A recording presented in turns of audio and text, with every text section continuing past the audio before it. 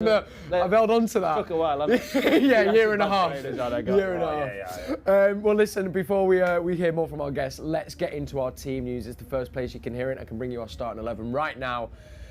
We line up like this today as we take on Fulham at the Etihad Stadium. Ederson starts in goal. Then we have Cancelo, John Stones, Akanji and Nathan Ake at the back. So Laporte is dropped to the bench there from the midweek game. We've then got Rodri in the middle alongside, we assume, Gundogan, who's captaining the side, and Kevin De Bruyne. And then a forward three consisting of Bernardo Silva, Jack Grealish and Julian Alvarez. Looking to our bench, we've got Ortega, Diaz, Haaland back in the squad. Not quite fit enough to start, we assume, but he's there on the bench alongside Laporte, Gomez, Mahrez, Foden, Cole Palmer, and what a night it was for that man in the middle of the week, Rico Lewis. Julian, we assume that it's going to be Bernardo on the right of the forward three. It's always, Michael was saying as well, it's always difficult to know who's going to play where. Yeah, and there'll be plenty of movement anyway, so they may look at the start, it might look like that, but in regards to the shape, they'll recognise where the space is and try to create opportunities. But I don't see anyone sticking to the positions. Nah. I think Kevin De Bruyne could go and join Alvarez, in the press straight away with them front two. Yeah. You might see Bernardo go central. That's the other alternative for them, and especially against sides that you would say possibly not as strong in the Premier League. We've seen Pep get another person at the top of the pitch rather than that traditional three that we've, like a 4-3-3 formation. Yes. So we might see that a little bit further advanced for Kevin De Bruyne. And off that, his energy and actually his work rate off the ball, I think it always gets mentioned. Given his ability, maybe it's not something you associate with them types of players, but like you say, when he does press,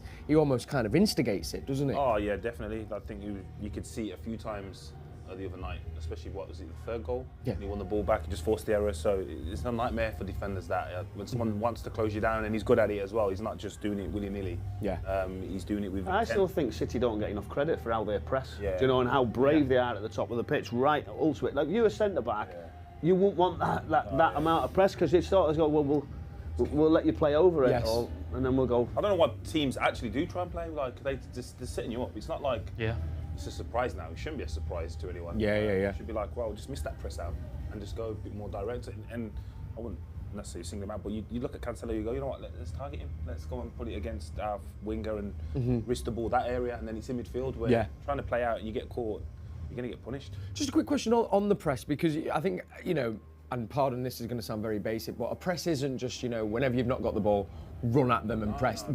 It's a very thought out. Yeah. You'll see. I think Phil Foden's probably the best, because you actually see him get into the line of the next pass. So centre back has the ball, he wants to pass to the full back, so he doesn't run at the centre back. He gets onto the passing line, and then it prevents the pass. So if he does want to attempt it, it has to be a dink, which then gives the next person more time because it's in the air.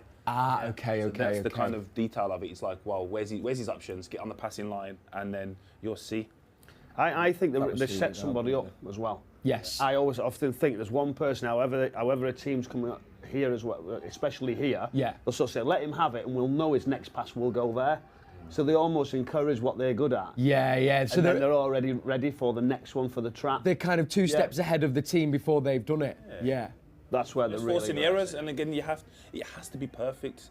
Even for City, like when you're trying to play out or through a press, it has to be 100% perfect, because if it's not, then teams are too good these days, aren't they? It used to be years ago, maybe only a few teams would be good at pressing, but they're all good at it. There's not barely a team in the Premier League that can't pass it around from the back, and you see it even at youth level now. So, like we saw against Brighton, City were pressing well, but Brighton still got up the pitch against us because they're so good at it. And if one person isn't quite in the right space or doesn't close maybe the passing lanes down, you can break it down like that. Yes. So this is why someone like Alvarez, who clearly has that instinctive in his game, is just essential. You mentioned him there. Let's speak about him, because he's retained his spot from the middle of the week. 2 assists and a goal. So good. I love him. I absolutely love everything he's about, and he seems to embody what we love in a Manchester City player as well. We were saying before, like we forget that he's not had a break at all. He's playing straight through from the end of the Argentinian Premier League as well. So he's played through for an awful long time now, and to come over to a new country, obviously unfamiliar surroundings, and playing at this high level amongst a squad of world-class players, but to still be that good, it's a massive credit to him. And it's not just the fact that he can press as well. We're seeing right now on screen the quality of that finish, dare I say it, That's a Sergio Aguero finish. It's the way he's on the run. He takes it so quickly. He goes around the keeper. Of course, KDB with the magic, but there's an all-roundness to his game which is so exciting, given the fact that he's still so young. He's got so much to learn about the rigours of the Premier League as well. But he's still 2 assists, a quality finish. That's a high-quality finish. Yeah. And what he brings to the team already. I mean, there's probably in another world, Erling Haaland wouldn't be here, and he probably would be nearly top scorer in the Premier League as well. Yeah. He's that good, you know, Yeah. and he's still having to adapt his game. So I absolutely love him. I think he's brilliant, and I think he's going to be a bit of a cult hero in a few years' time. I agree. You were mentioning off air. I mean, did you speak to? You said you spoke to Sergio Sergio, briefly and he kind about of him. compared him to himself and Carlos Tevez, and when you see, like, Not bad, that is it? Not bad. I was like, oh, it's a big shout, that Sergio. But he was like adamant that was what he's got, and you see him finishes like that. In the 2 clips you're looking at, you're thinking he's winning the ball back, and he's finishing that level of composure. Yeah. Do you think sometimes when does he do so much work that goes sort of under the radar, Yeah. and you're wondering what has he done? He's not had a shot in the first half, or he's been quiet or particular touches because of that work rate. Potentially. Or does he need to balance that slightly? Yeah, again, I think Jesus was guilty of that at times as well. I think they want to work so much for the team, but then we see in an opposite way when you've got Haaland that has a selfish mindset and thinks, I just want to score. And the teams, there's always a time for both. And for me, in this team, I think you need to be more selfish rather than more, as a striker anyway. It's going to be tough to play the both of them, though, isn't Yeah. it? Do you know, that's the issue in the setup in the Yeah. bigger games. As you were saying about getting 2 at the top of the pitch, I don't think it. But 2 doesn't mean 2 strikers. Yeah, I know, but yeah. where does he go if Yeah. Haaland's playing? You know. Do you think of that? I was speaking to I think my dad about that this week. The fact that Haaland, as we know, the attention and limelight is on him. It has allowed Alvarez to come in and settle kind of a little bit under the radar as well, and like it not be the onus on him. I think so. I think naturally as well.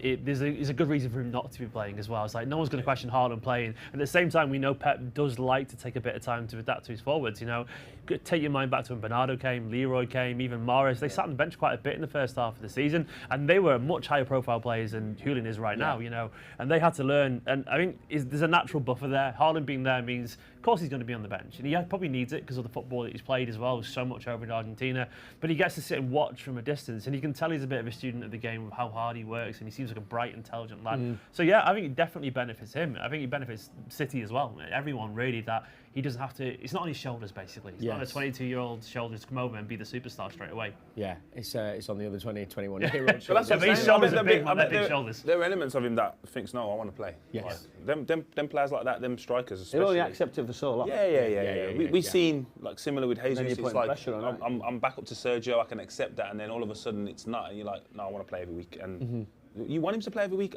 We're not going to be happy if he's happy being a sub. No, of course, I mean, exactly. we want him to want to play every week and score goals. And that's the standards that have been set as well back in training. Looking to the other side of the pitch, Michael, we see Stones is coming back in. We've seen him when Akanji has been playing at right back, and I actually think this season in particular, he kind of seems to have really settled into that role as well a little bit. Have you? Yeah, I think John Stones can play ultimately anyway. I personally like him as a centre-back. You want him in that position because he sets off the movement so many times. He's the most comfortable on it. But coming in at right-back, I think it'll suit him. He can just sit, doesn't have to get too much involved. And Akanji's been the interesting one, isn't it? No Diaz. Yeah. And I'm looking and thinking, wow, you just said Diaz was the main person. He's your starter. And now it's changed slightly. Yeah. So I think that as well is, with obviously no Kyle Walker, it's always been that adapting, isn't it? A lot of loading on João Cancelo to play left and right.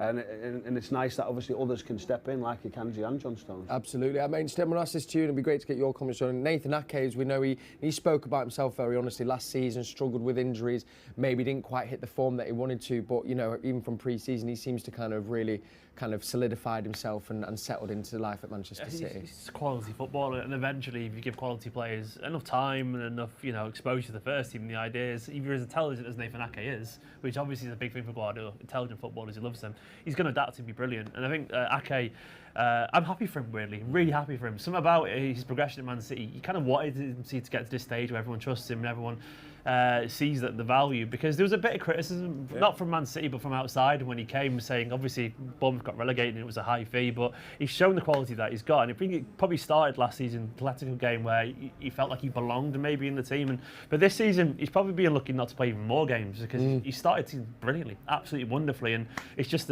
we've probably got the best collection centre backs in the world football, so He has to take his time. But he's taking his time, but he's getting selected. I don't know. Yeah. Are you surprised how many games he's played? No. Do you know, to actually see it and being picked ahead of others? No, because I don't I know always if... seen him as just one behind. I mean, great talent, great player, but we're talking about a Laporte, a Diaz, Yes. which you had always said they would have been your mainstay. Yeah, but again, that's because the quality, maybe you may say that, and I don't necessarily believe that, but he's available a lot more than the others have been recently.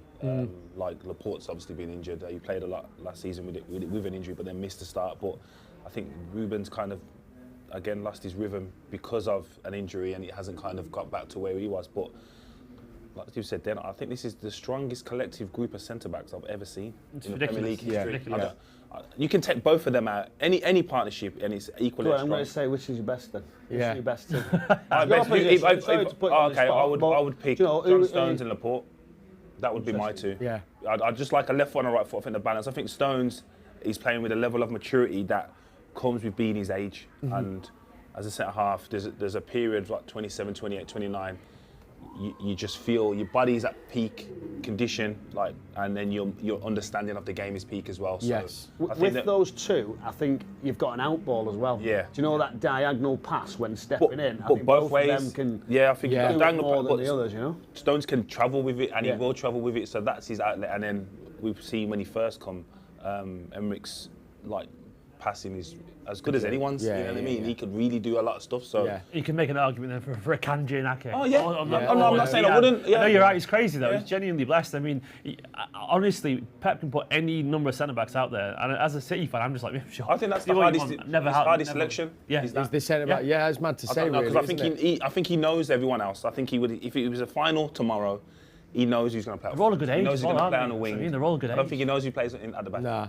Who's yours? Or would be your partnership of choice? It's hard to argue with that. I really like John Stones at centre back. Yeah. I want to see him have a good run back there. Do you know, he hasn't. It's been disjointed, injuries, and I really love to see him have a real run of games in that position. Yeah. Yes, he's just happy to be playing.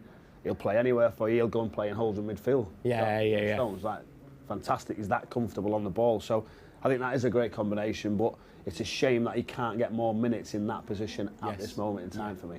And Stephen, quick, I've got to ask you then, your I honestly partnership. don't care in the nicest possible way. Like, they're all so brilliant. I mean, I love it when Stonesy was alongside Ruben in the Champions League semi-final run. I thought there was a real like bromance to it. You know, like, you could tell that they just connected with each other really well. Do you think one physical and then one not so it's physical just- who could drop? And Yeah, still Something about the way that they unravel? work together, even though maybe in balance, maybe Laporte as a left-sided one makes more sense. Yeah. Probably does. I think I like the vibes of it. But ultimately, honestly, they're brilliant. They're all brilliant. Yeah. Just a quick final word. We can't not mention him when we're speaking about the Manchester City squad. Rico Lewis. I mean, I was thinking as well, him Rico. walking in school on Thursday, he must have felt like a boss. I also love the idea of a teacher going, the geography homework I I hope sent he you didn't go last to night, school, where to is be it? fair. I don't know, I'm not sure he was at school, to be fair. But yeah, See his this. face, man. So happy for him. I mean, 17. I think he's the youngest player to score on his debut. See the in joy Champions from League the other history. players. Benzema. For him. Yeah, See no the slap joy him, on the players' faces there. Yeah.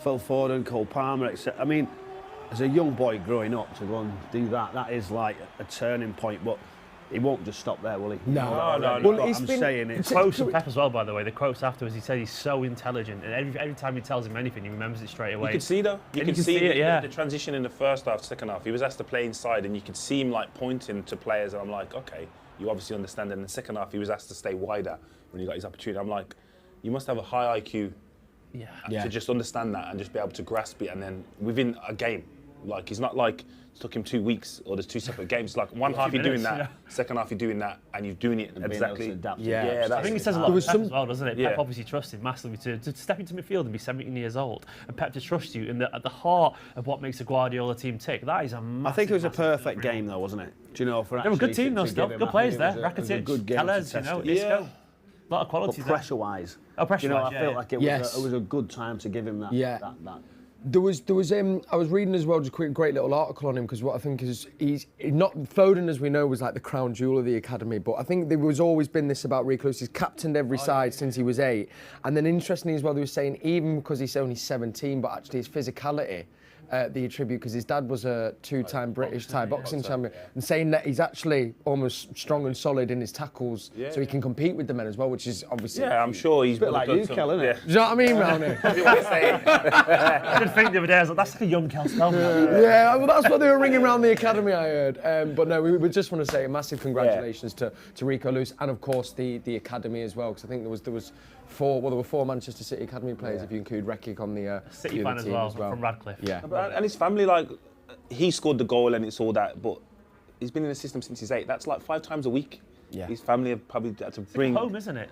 Yeah, like come in, bring them, his brothers and sisters along with them to training and stuff like that. That's a massive To have commitment. that reward there. Yeah, finally. like that He's is. got his sisters in the women's team. I think his sisters. Yeah, he's usually had time for them, the youth team for the women's, which is incredible. That's What yeah, family. man.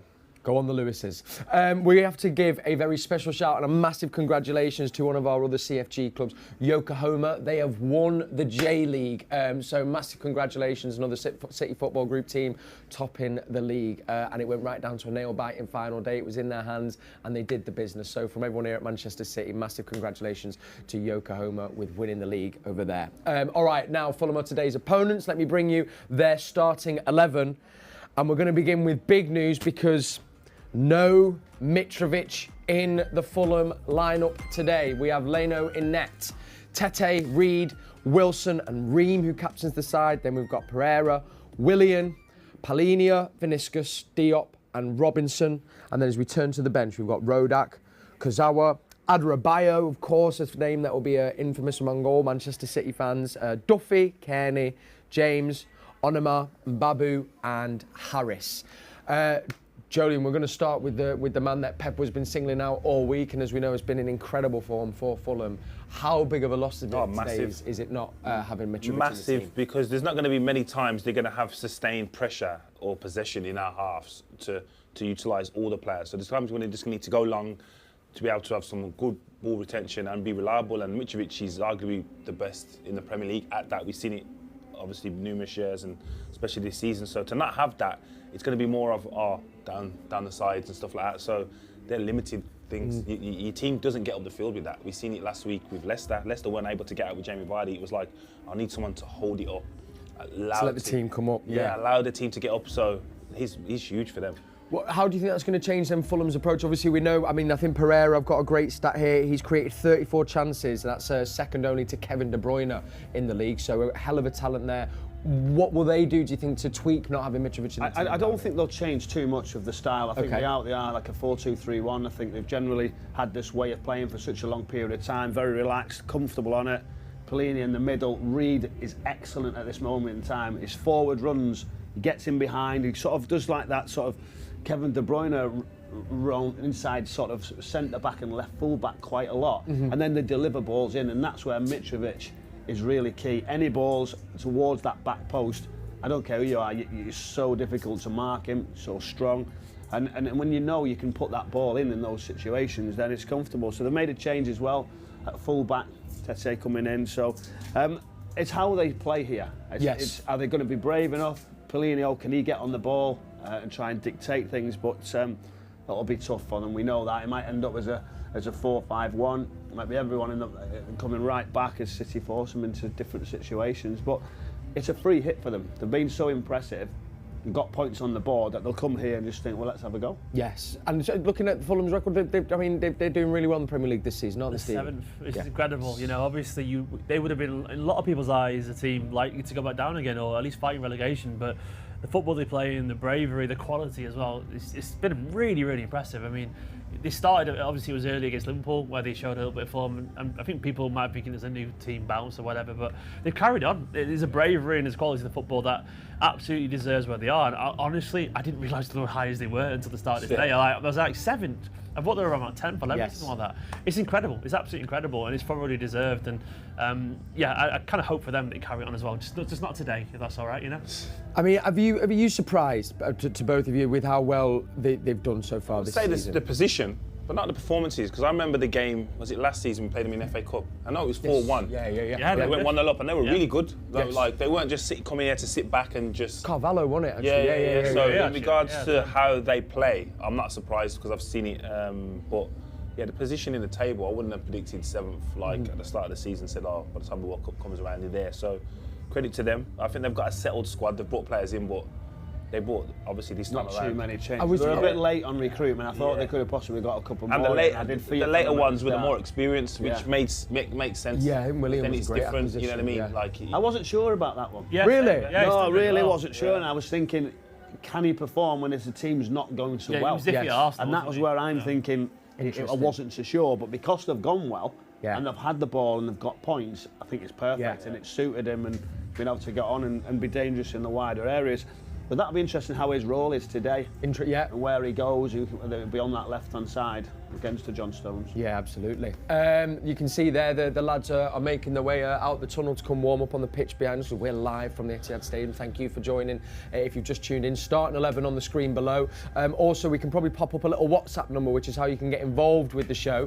You can drop us a little message. You can send us some questions for our guests, and I'll work through a few of them in just a little bit. But that might be also where you want to get involved with our next game. So, gents, we've got a game of what happens next. Very simple. I'm going to show you a little scenario. You have to do what it says on the tin. What happened next? Remember, use that number to tell us what you think happened. So I want you to cast your mind back. It's the 21st of November 2010.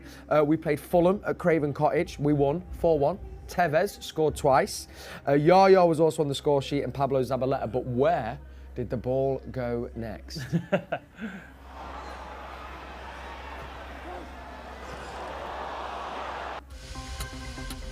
A, B, C, or D? Ooh, it feels like any of them are an option from that position. B. You're saying B, Julian? Okay. What are you thinking, Michael? I'm trying to think it with his slices and across it. Do you know, like it's like that on the outside. Oh. What do you say? Don't shit, Michael. Don't shit. I like it. I think I'm pretty certain he dragged it. What's away? I think he kind of like Or slice across. Yeah, it might even be a deflection. It's a long time ago, man. This feels like a long time. That's why we're playing it. What are you thinking? What are you saying, Steve? I'm going for D, I reckon. You're going for D? Well, they've both gone that side, haven't they? So should I just go the other side just for the sake of it? Yeah. Oh, no. Go where you think it's going to go. Hey. A. Okay, all right. We're covering the bases here. What have we said? A. What you're going? I'm going C. I just don't remember Zabas. We'll definitely get it right in the studio. Yeah, that's it. Definitely. We've 100% got it right in the studio. If you got it right at home, we'll send it in on the WhatsApp and I'll be reading through some of your guesses. Remember who was on the bench next German. Remember who was there. So when you choose it, remember. Now listen, we've got 3 brilliant guests in the studio today, as you can see. We couldn't quite squeeze in one more, but we managed to get him in a little bit early, and we can now bring you a little treat because we welcomed him into the Matchday Live studio. Finally, after many a season of trying to get him in. Something to plug. I know, he's a busy man, Micah Richards joined us in the studio. He's got a brand new book out, The Game, so we managed to speak a little bit about that. And then we played a little game with him about former teammates after. Check this out. Uh-oh, ladies and gentlemen, it is a match day treat because joining us in the studio, it's the man, Micah Richards. How are you, sir? I'm all right, how are you? I'm very well. You got just my big things. I didn't even get introduction. Hang on. Wait there. Wait. I thought you were going to say it's the best they treat this moment. What? Julian. You said it's Micah. This is cut into the show. We're already live. I don't care. And alongside Micah Richards for the second introduction of the show, Julian, let's go, everyone. Yes, Julian. He's saying. Listen, Micah, it's only took you to bring a book out to get you in the Matchday Live studio. Hey, Julian, am I right? That's what I'm saying. Am I right? Look at some sales. Don't be like that, you know what I mean? It's my first Saturday off in a while, and I thought I'd come and, show some love. Well, listen, we appreciate it, and we are buzzing to have you here, but let's start with this book that is bursting onto bookshelves. Yes. You see what I did there? Yeah, it's doing all right. See what I did there? I mean, is this something you've always wanted to do, the game, by you? Is that something you've always... No, I want to keep it real. I'm going to keep it... It's not always something I wanted to do. But when I got into the flow, I was like, ooh, it's nice. I think what I had to be careful of, because there's so many stories. There's so many stories that can throw people under the bus. Yeah. And you want to give insight, modern day dressing room and all that sort of stuff. But yeah, you don't want to throw anyone on the bus. So I had to taper it. Let's say, Okay. water it down. Which is the one that you put in there that you thought, nah. No. I checked with the people. Oh, did yeah, you? with certain stories and all that. I give people the yeah, heads up. Our LA trip made it in there though. Yeah, not. Yeah, sleeking out till Yeah, early hours in the that's morning. fine, but not the. No. Yeah. Let's move on. Let's move on. You see what I'm saying? You see what I'm saying? So yeah. To be fair, if anyone was your enemy, though, you could have well and truly. Yeah, but I'm not like big meats. No, you're not. No, Come on. I'm No, all you're about not. love. You You know are, what I mean? mate. Spreading that love. Have you got any stories that aren't in there? Maybe one about Julian or Julian. Have you got? Would you have Ooh. for a Matchday Live It's not- exclusive? No, it's Easy. yeah, it's not PG. Yeah, not that one. No way. But no, he used to be a thief. He used to go into my wash bag and steal stuff regular. Oh yeah. I admit that now.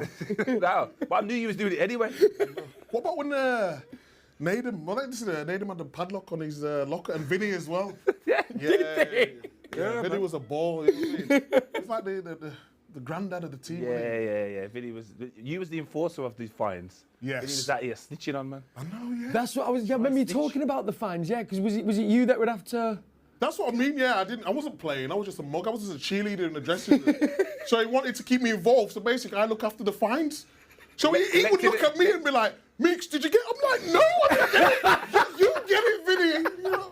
Yeah, they were the days. They were the days. I wanted to read because there's a couple of brilliant chapter titles in there. Obviously, I mean, the three that stood out to me, though, the first one is bursting onto the scene. Oh, yeah. I mean, that had to go in there. I mean, Yeah, I mean, it's getting a bit played out now, though. I mean, but I had to use it. It was all course. the clip with Roy Keane. He think I didn't burst on the scene, so I had to sort of put him in his place a little bit. Do you know what I mean? Playing we- for England at 18. Yeah. I would say that's a burst on the scene. I think you're right. I mean, If that was now, Yeah. there'd be a lot of more gas. yeah, Yeah. You know what I mean? So true that. 100%. I mean, no, close to Rico Lewis, but I mean, he was. Oh, no, Gee whiz. But he's a player, isn't he? ball on, man. Like, so I watched him a couple of times and I thought, he's got Rico's- something. But the other night, he was doing step overs and all Nah, that. he can ball. He can ball. well, He was doing step overs. On Tellez, wasn't it, when he sat him down? In the corner, really. I was thinking to myself, wow. No, You didn't have that. I definitely didn't have that. You had that stuck in there. The kick and run, pretend I've got tricks, but got nothing. Got a shoulder badge. It's trick pace. Johnny, you might have been there for this. One of these other chapter titles that got me: kicking sandwiches at Roberto Mancini. Do you remember that? It was away, and I got blamed for the goal. That was- Vincent Kompany. That was Kiev. away. Kiev! You know, so as we're going in there, I know what's coming. I said, Meek, shut up when he's in there. Do not let me speak. Because I know he's going to lose his head. So he's coming, he's gone mad. Meeks has like picked up the table and threw the table. And it's just gone everywhere, all the pasta, all the sandwiches and all the sauces on the wall. So obviously there was like only me and Sean really could calm Meeks down at them times. And then he's just gone mad. So we had to take him into the shower and like calm him down. And then Mancini's just going off in the dressing room. I went, nah. So I just like, I come out the team after that. I won't say what I said. He protected me. I won't say, I And didn't he come out got the team. dropped. Come out the team for a while. I'm playing and he got dropped. Sorry, John. Sorry, man. So when you said Sean, who else? You and who would Carl would be doing? Sean Only Radcliffe. right, yeah. It was only. Sorry, the idea of you fuming and little No, but- Sean being like, come on now. But like Meeks was like at a point where like you get to that stage where he's only going to listen to certain people. And me and Sean kind of was in that bracket. Okay, yeah, nah. Other one, Tim Sherwood's seduction technique. Oh yeah. So basically, it was madness. Really. So I was at Fiorentina, and basically I was crap at Fiorentina. I was all right, but I only played like 20 games, league and cup. And then like Sherwood comes to me, and it was, you know, normally when I'm on a free contract, I'm expecting him to all the bells and whistles, and he says, "I'm not signing off your Fiorentina form, mate. I'm signing you off from 5 years ago because basically what I've seen in the last couple of years, you're not at it." Yeah. So I'm just like, and he said you put on a bit of timber. I was like, wow. The worst thing you can say to Wow. Big Meeks. But in the same sentence, that he said, "But I want you to be my captain." So it was like a weird dynamic. He Yeah. was lucky there was no sandwich tables there when Yeah, he said yeah, you put yeah. weight They on could've that. got Flip, thrown, wasn't could've it? got thrown. And talk about, obviously, because we know how close you guys are. Your relationship as well. Was that happened before City, or did that kind of... No, this happened at England. We was at Outcast at England. Yeah. He was at Everton. And obviously, I was this at is City. pre- Yeah, pre all pre- this, you know what I Bill mean? Glamour. All this winning titles and stuff. This was is the original. Yeah. So all the United, Liverpool, Chelsea, Arsenal are together. Then you get like Watford, so we had Ashley Young. Yeah. And then he was at Everton. Yeah. And then I was at City. And we weren't a threat to anyone, so as in our clubs weren't a threat to. The other, So we the could others, just fit in okay. anywhere. Yeah, nice. And then we just became close, and obviously I joined. But did you put the thingy story in there? Which one? About getting you signed? The Frank, you didn't get me signed. I got him signed. So basically, I got Hello, him signed. hello. Okay. So this is what me. So I was. Who was it? I think it was Dunny and was it this time at the time? Nah, this time was, But anyway, I said, "Oh, Julian, he wants to come to Man City. I've spoke to him at England and whatnot." And he said, "Yeah, I've been watching him as well. Now that you confirmed him, we're gonna go for him." So you got all the millions, mate. Oh, really? Yeah. Really? Like you need a few quid. Especially I do watch it every week. I'm out here. Not even got the apple on today. What the story about what story? when we was all with Adidas and we went into the room? Obviously, it's not in there. Which one? What's this one? With Frank. It was just after they beat City. Chelsea just beat City 5-1. At Stamford Bridge, and then we go in the room and he's in there. No, go on, tell the story. I don't remember it. So I'm at Everton. So I remember seeing that you'd lost 5-1 at Stamford Bridge. Yeah. Years ago. We were talking about years and years ago. Yeah. Oh, when we got battered. Yeah. Yes. Yeah, no, that's in there. Oh, then you go on. in the room and But you see. can tell your version of it. Okay, so then obviously Meeks has had a beef with Frank Lampard on the pitch. And then we're all with Adidas at the time, so when you meet up with England, the Adidas rep or goes is in the room. So we weren't at the level of them, so me, Meeks and Ash Young had to go in together. But as when we go in there, Frank's in there on his own. So obviously, I know there's an issue, but I don't know how serious it is. So Frank gets up, he shakes his hand, and then shakes Ashley's hand and that Youngie's hand, and then obviously Danny was the rep. He shakes hand, and then he goes to Meeks. Meeks went, nah. Can we swear? No, you can't swear we're live. Well, whatever he said, it wasn't pretty. I was like, oh, serious? It's serious. I was just like, ooh, this is uncomfortable. And then we just sat down, there's no one talking. Oh, that's the worst. Just feel it in the atmosphere as well. Oh, it's funny. My story is similar to that, but it's a different time. I forgot about that time at Adidas. Wow. Listen, there was so many bits in the book we can talk about, but we want to play a game with you. Okay, as well. let's go. But that is the game as well. I mean, it's out now anywhere. Any good bookshop, Yes. you can get it. And on the audiobook as well, we were just saying as well. Yes. I don't read that one. But because we had you coming in, right, what we've done is we've got in touch with former teammates and we've asked them to say a little bit about you, to describe you, okay? So I'm going to give you a quote and you need to tell us which of your former teammates said it. Okay. Okay? Are you ready? I'm ready. Okay, here we go. That's where you've got to choose from. Wow. Quote number 1. Oh, the best looking bunch, is it? From age, bro. You ready? Like a fine wine? Okay, we became close before I joined the club. Of all the players I've played with and consider friends, he's probably the closest and someone I hold in high regard and a few years younger, even though he doesn't look it. Julian. Straight up. Oh, you say, well, You got me at the end. You got me at the end, definitely. Beautiful. Okay, next up. Special guy, huge personality, and an even bigger heart. One of the best ever to head it, kick it, and run Joe fast. out. Woof! Okay. Because he used to say to me, just kick it and run fast. Stop all the trick and nonsense. Just head it and run But fast. when you got going though, my goodness. I mean, I felt a shoulder from Jolie. I wouldn't like to feel one from you. Okay, next up. His laugh is the best laugh ever. He sent me his book, but I would have preferred the bottle. Oh, wow. Someone didn't get the bottle. Someone didn't get the bottle. Oh, wow. Obviously, Wow. in a circle. I got the book, but I didn't get the bottle. Nadem? Not Nadem. No, did Nadem get Yeah, it? Nadem got the juice. And then we got the juice. Got the book. It's got to be righty though, no? Nah, I'm gonna say the goat. Right, you got it. I'm gonna say the goat. Me. The goat. Someone. Say the quote again. Sorry, we got time. Yeah, you got time. We Yeah, need time. Read the Okay, his laugh is the best laugh ever. He sent me his book, but I would have preferred the bottle. Maybe Shay Given, you know. It's not Shay. Mate. There's only one more. You can't go. You've said it. Yeah, it's the goat. It must The goat. It's not the goat. Well, if you said it. Right then, he's got it right then. Who was it? Who was it? Sean Wright Phillips didn't get a bottle. No, I said that early doors. Did you not get a bottle? Wow. Wow. Wow. Wow, That's sorry. pretty, Sean. It's all right. He needs to stop drinking anyway. That's why. That's why he didn't get the bottle. He's put a bit on. Quote number 4. Only man I know with a six-pack and doesn't go in the gym. Not anymore.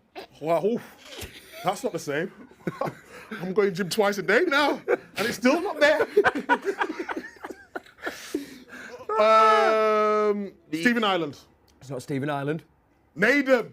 Not. No. Third time lucky. Shea. Shea Given. Shea Given, yeah. Absolutely. Okay. For someone that burst onto the scene with a goal, is he happy with 11 club goals? That's Naden. It's got to be Naden. That is Naden. He's always talking about goals.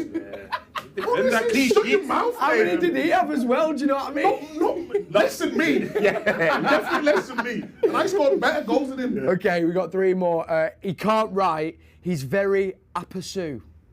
That's got to be J-Mo. He's just weird. Yeah, I You know J-Mo's weird. I don't even know what that What means. is it? Apasu. Apasu. I've got Someone it. got pranked doing artwork who didn't even know what he was talking about. Again.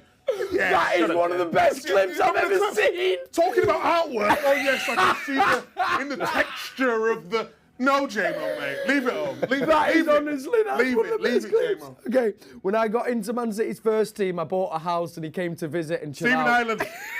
Yeah, I was neighbours. And then last one, top player. I've never seen someone smile so much. Go.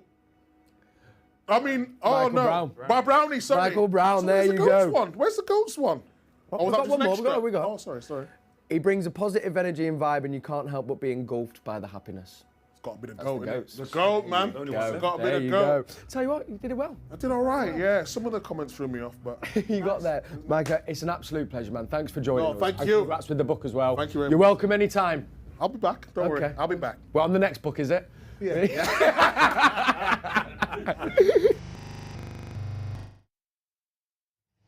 Well, welcome to Pitchside. Myself and Andy Morrison will be bringing you the commentary in a few minutes' time, but we've just had a few minutes to digest the team news. 8 changes. Any surprises for you? I don't think there is any surprises because we are rotating. It seems that this season with the amount of games, especially with it seems to be in a bit of a pressure situation with the World Cup where we've fitted a lot of games in, and I think it has to be changed to freshen things up and keep everybody hungry. And it's a strong 11. And I think whatever, there are 2 or 3 young lads that have broke into the squad this year, and when they're in, we might just stay then. That's a surprise. But that starting 11 today is no surprise for me. Obviously, Haaland fit, but not quite enough to start. Would you have given him a start and then taken him off? I mean, how do you play it in those circumstances? I don't know what the injury is or how. If the game's comfy, I don't think we'll see him today. I think if it's a 2 or a 3 lead, 155, I don't think we'll see him. I think if it's close, later on, we might, get a 15, 20 minutes. But it's always a tough one because, you're damned if you do, you're damned if you don't with these, because if he picks up an injury when he's not quite right, but I'm pretty sure that he wouldn't be on the bench unless all the sports scientists were to be happy that he's ready to play. Obviously, the big headline news for the visitors is no Mitrovic. How big a loss do you feel? I think in the final moments, I think in the box alley, I think it's a miss for them on their set plays, and when they actually get in the final third, he's dangerous.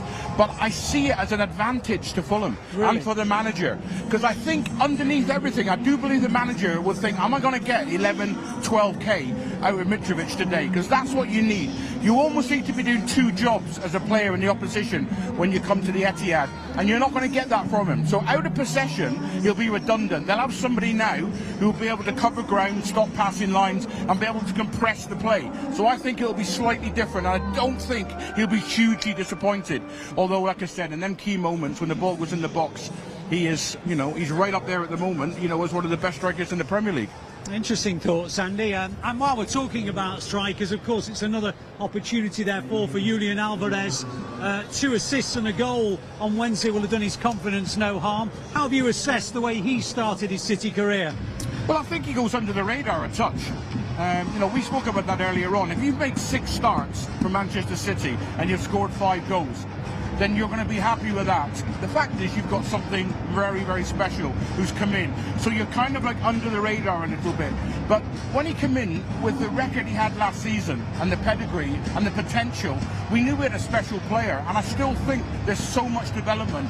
But unless you're playing with a 2 up top, we've only this season played with 1. Unless you're going to get 2 up top, I'm not sure where Alvarez plays, if he doesn't play as that last man, because as we saw last week against Leicester on the offside, he's got fantastic ability and his movement is very, very good. He's sharp in the box and he has that predator instinct. But at the moment in time, you know, he's playing second fiddle to you know, Haaland. Rather than a prediction of the scoreline, I just wonder what kind of match you're anticipating, bearing in mind that Fulham aren't really a kind of park the bus and counter-attack kind of side. That's a great point, and it's not going to be anything like Leicester. You know, so we're actually at their ground, their home, and they decided to go with the deepest block I've seen in a long time. I don't think Silva will go that way today. He'll be mindful of the qualities, and he'll know that if he opens himself up too early. Brendan Rodgers spoke about it last week. If I open up too early and they go 2 up, we're in all sorts of trouble. So I've got to be respectful and protect my team. So they'll be given obvious instruction. They'll have guidelines where they can and can't play. But I do believe that they will try and play from the back, because it's the best opportunity if you're going to keep the ball to try and stop City when they're at their best, when they're in possession. OK, well, those are the thoughts of Andy Morrison. Myself and Andy will bring you the commentary, so make sure you download the app and we'll be with you from about 5 to 3 today. Thank you, Alistair, and thank you, Andy Morrison. You heard Alistair there as well. Manchester City app is how you can get commentary from those two. We've just been seeing them doing some shooting behind there. I tell you what, it's unbelievable finishing in it at times, Michael. There's been some good, Kevin De Bruyne on left foot, right into the top corner. Alvarez knocking a few in, so it's always nice. Oh, that's Cole Palmer just puts another one in the top corner. Where's the keeper? I think Scott Carson's having a bit of a struggle there. He's waving at them all as they all past him. Well, listen, we're going to go now to a really cool little VT that was filmed this week. It was taken from inside the City Football Academy. Now, we all love a little bit of table tennis, but what we all love more is a little bit of football table tennis. And we can see what went down inside the CFA this week.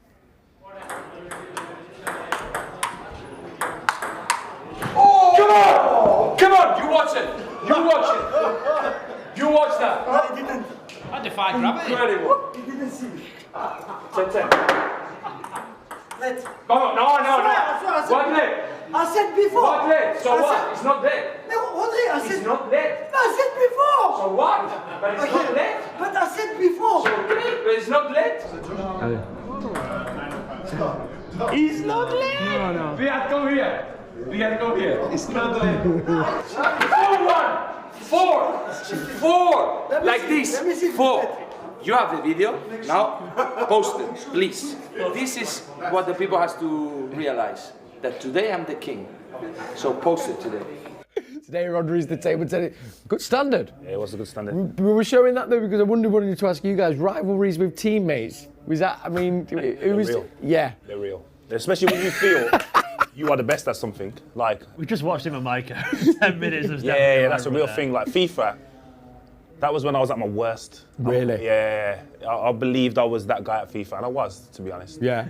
I was pretty good. I don't play as much now, but that's kind of something that you would say I'm the best at, like table tennis. And like, if you ask them about football, they'd probably be modest and stuff like that. When you as a player, you're modest, but them kind of things, no. Who was your rival? Can you remember who he was with? FIFA? Yeah. Sean. Really, yeah? Yeah, we and Sean used to go at it. Samia. Yeah, it was serious. FIFA was serious. So you'll back it up that you were the best then? 100%. We'll put it. It will be delivered. You know. We'll put it to him next time. So what about you, Brownie? When I mean, table tennis was always a good one. It was a great one. Pool table, killer, different. Yeah, that last one in. Darts at sometimes. We've even seen those in the dressing rooms. Do you ever play the rondo table tennis? So when everyone, like, say the Sixers just got a bat, you got to run round. You only get one hit, and then so you get whoever misses it, then that's the drop out, and then you just keep running round. Oh man, it's so good. Nice. Yeah. Were there any players in particular? It's like ball now as well, isn't it? That's the one with the table. Yeah. Literally, that's. And I've tried that. That's so much harder than it looks as well. You know, they make it look so easy, and I've tried to give it a go, and it's not. Any specific players from when that you remember you'd always go? I think it'd always be a challenge. Jimmy Bullard was always interested when I was at Fulham, and because if you ever beat him anything, he's just mental, isn't he? So like he react in such a good way. It was brilliant to actually just bring him down and just to let him beat him on a few things. So it's mad, isn't it? How the competition on any little thing. Yeah. The lads play cards a lot, and the cards in different card schools that they have on buses or whether they be in hotels. different games. And even that clip, then you're looking at Rodri and Riyad, you're probably saying the least animated players that we have. No, but Riyad, when it's that, Riyad would never give anything away though. Like, literally, he even keeps saying you'd have to. Rodri is like, so cool. Yeah, he's cool and personified. But no, that Student economics and all that. And that's that's in it though. I mean, when you do what you do, when you're at the level that you do it at, you have that competitive nature that I guess it bleeds into anything you do really. Well, I get told off with the kids because I don't let them actually beat me. No chance. Whatever you can. My dad wouldn't, and rightly so. Well, I've got a little son now, and I'm not letting him beat me anything. Yeah. My daughter learned the hard way. You know what I mean? Can't know when. But what about this? What about the day comes when your kids are old enough? Hasn't come. No, but when it does. Worry about it later. I don't know. When it does, I remember the first time I beat my dad at table tennis, and it's still very rare it happens. But the first time it happens, I've never felt so great. And he knows best day of your life, the table is turning. He is getting better, my boy, at table tennis. That is a it? slight worry. And the other one's like when you go for a run with them. You know, normally like that. But I knew that. I'm starting to go like this now.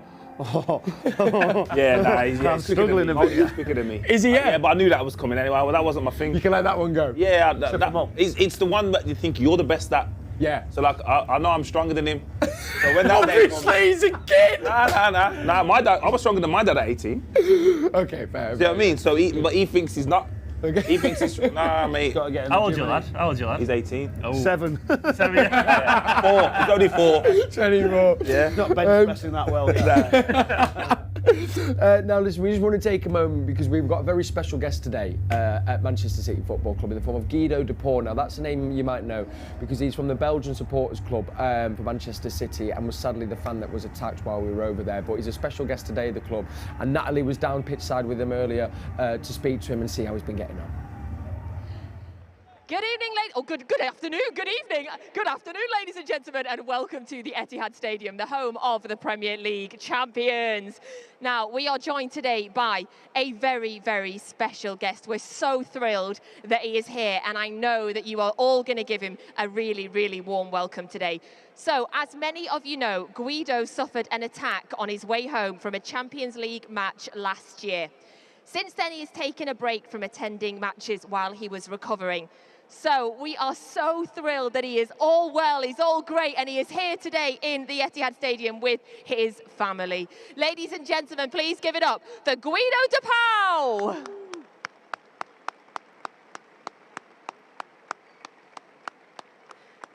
Guido, we're so thrilled that you are here today. How is it to be back in the Etihad?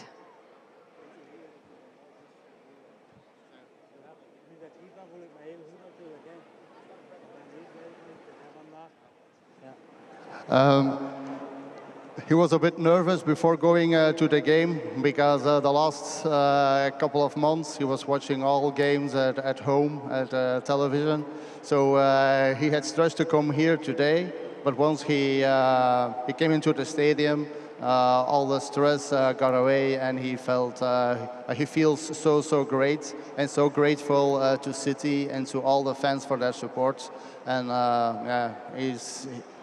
he can describe how he feels today for the moment.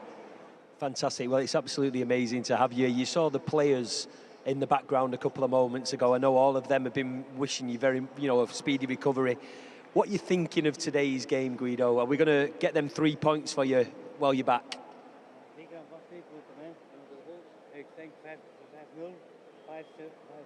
Yeah, he's really confident.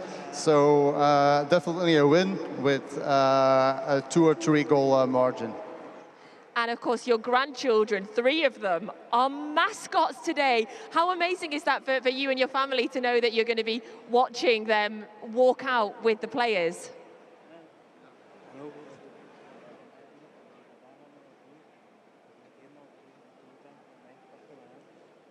He's really emotional.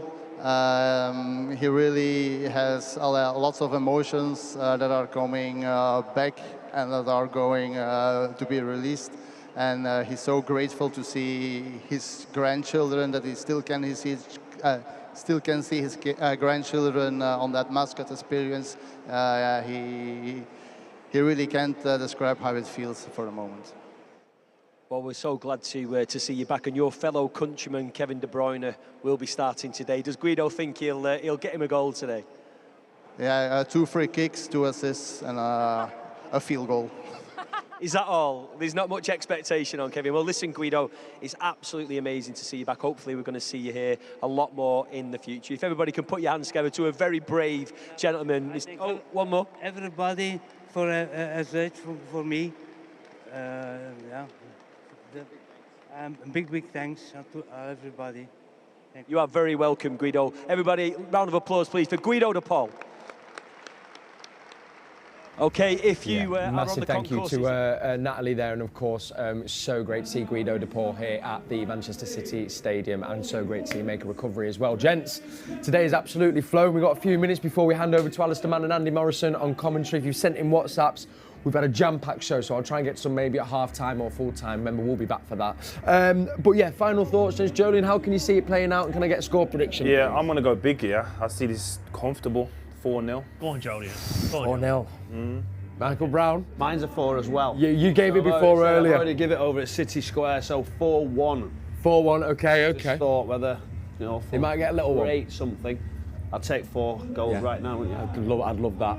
I had Fulham scoring as well because of Mitrovic, but he's not playing, so I'm going to go for 3-0 now instead of 3-1. So 3-0, I reckon. Absolutely. And I guess as well, Julian, for the boys, it's a case of if we turn up and play our game, it's very hard to see any team stopping that, really. Yeah, we've seen it in the second half, in midweek. I think if there's a period where we get it right, we score multiple goals, so I'm expecting that today, so yeah, that's what I'm saying. You'd expect a lot of possession when you're Yeah. really dominating it. If they can score early, City, I think that's going to be a huge difference. Yeah. But what about you, Kel? What do you think the score is going to be? Do you know what? It's funny enough. I said 4-1 before with Micah. I said 4-1, but that was before I knew Mitrovic wasn't playing. So I'm thinking. Taking that goal away. I might take that goal away. 4-0. I'll go 4-0. Yeah, I think that seems to be the consensus. So I'll go 4-0. Yeah. So it's a bit of just copying off all of us three then, Of really. course. Listen, if it's not pro, don't fix it. You're the pros. You know what I mean? I trust your opinion. Trust your opinions. Gents, it's an absolute pleasure. Massive thank you to Stephen McInerney, Michael Brown and Julian Lescott. Thank you to you for watching. We'll be back at half-time and at full-time. And I'm now going to hand over to Alistair Mann and Andy Morrison, who've got commentary on the Manchester City app. My friends, enjoy the game, and I'll see you at half-time. Come on, City.